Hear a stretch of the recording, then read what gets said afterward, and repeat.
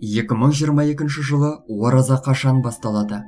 Ораза мұсылманның 5 парызының үшіншісі. Ораза ұстаған адам таң атқаннан күн батқанға дейін ниетін бекітіп, тамақ ішуден және өзге де оразасын бұзатын заттардан бас тартады.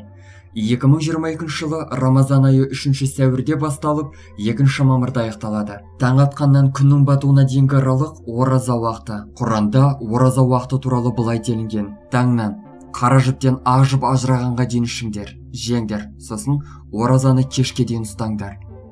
Рамазан айы адамдарды тек нәпсін тиюға ғана үйретіп қоймайды. Ол адамдарды жамандықтан сақтайды.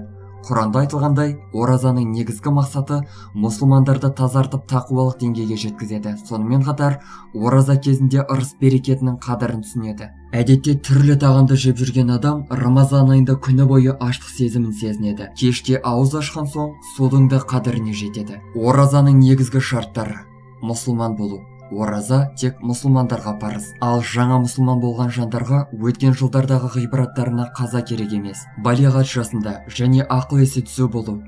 Балалар мен ақыл есі ауысқан адамдарға Рамазан айында ауыз бекіту міндетті емес. Олардың санасы толық болмағандықтан мұндай жүрмейді. Ораза ұстауға күші жету және тұрғын болу. Науқастар мен жолаушыларға ораза ұстау міндеттелмейді, дегенмен ораза ұстаса қабыл болады.